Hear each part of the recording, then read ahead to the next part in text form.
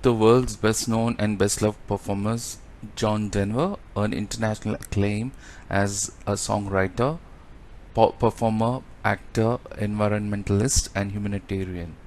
Denver's career spanned 4 decades, and his music has outlasted countless musical trends and garnered numerous awards and honors. The son of U.S. Air Force officer, Denver's artistic journey began at age 11 when he was given his grandmother's guitar. Denver eventually took guitar lessons and joined a boys' choir, which led him at age 20 to pursue his dream of a career in music.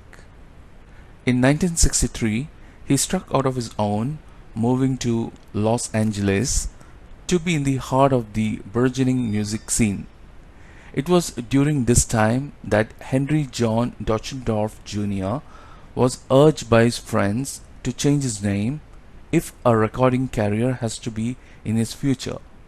He took his stage name from the beautiful capital city of his favorite state, Colorado. Later in life, Denver and his family settled in Aspen, Colorado, and his love for the Rocky Mountain inspired many of his songs. John Denver experienced his first major break in the music industry when he was chosen from 250 other hopefuls as lead singer for the popular Mitchell Trio. 2 years and 3 albums later, Denver had honed his considerable vocal talent and developed his own songwriting skill. He gained recognition when his song "Living on a Jet Plane" was recorded by Peter, Paul and Mary, becoming their first and only #1 hit.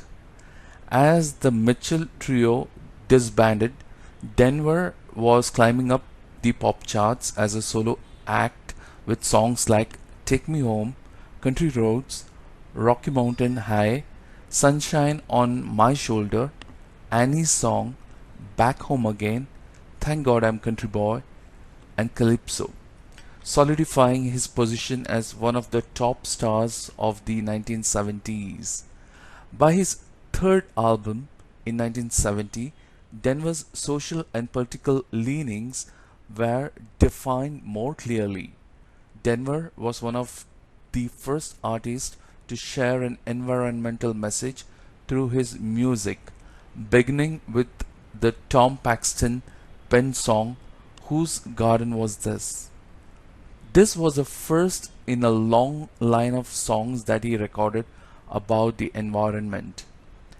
Denver contributed his talents to the benefit of many charitable and environmental causes and received numerous civic and humanitarian awards over the years.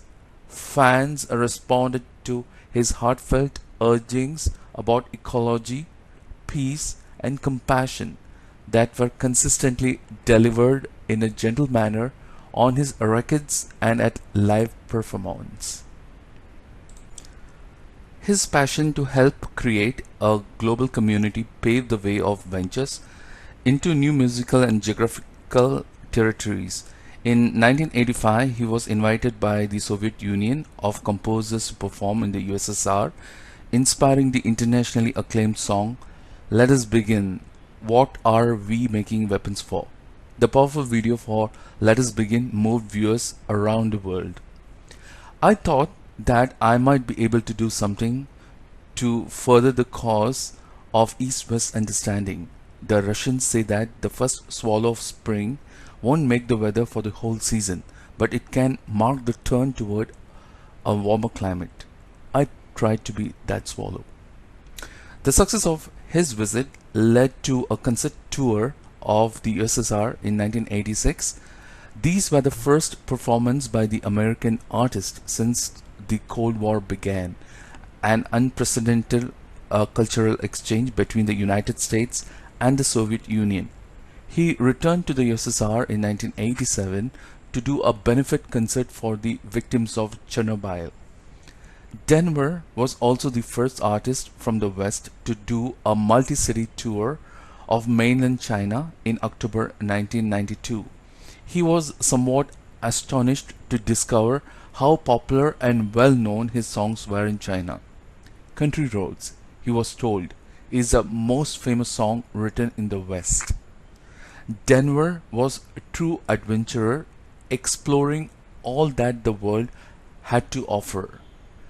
Throughout his life's journey, he challenged himself on every level, which is an integral part of what made him an extraordinary man, an uncommon friend, and a rare human being. While the frontiers of the American West satisfied his spirit, less traveled frontiers appealed to his imagination. Denver was an experienced airplane pilot and collected vintage biplanes. His interest in outer space was so great that he took and passed NASA's examination to determine mental and physical fitness needed for space travel. He then became a leading candidate to be the first civilian in space on the Space Shuttle Challenger. Denver planned to write a song in space, but circumstances kept him from joining the ill-fated expedition which saddened the world when it exploded during takeoff in 1986. Among his many gifts, Denver was also a talented photographer. He photographed images of the people and places he experienced in his travels and showed his work professionally, often in connection with speeches made at colleges and universities as well as government and business facilities across the country. Many of Denver's songs reflected his relationship with nature, and indeed one of his greatest pleasures was spending time outdoors. He spent as much time as possible backpacking, hiking, climbing, and fishing. He was an avid golfer and skier, regularly participating in celebrity charity events for both sports. John Denver died tragically in a plane crash on October 12, 1997. He was survived by his brother Ron, mother Irma, and three children, Zach, Anna Kate, and Jezebel.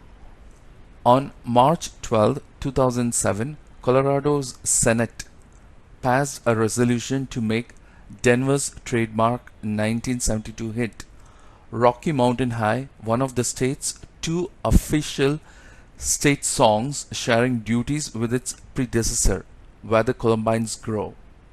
Today, millions of fans, old and new, enjoy the work of this extraordinary performer. 30 albums and 4 decades after he began, John Denver's music is as relevant as ever. His humanitarian work continues to strengthen our global village, and his dynamic celebration of life, spirit, and nature is a powerful inspiration to us all.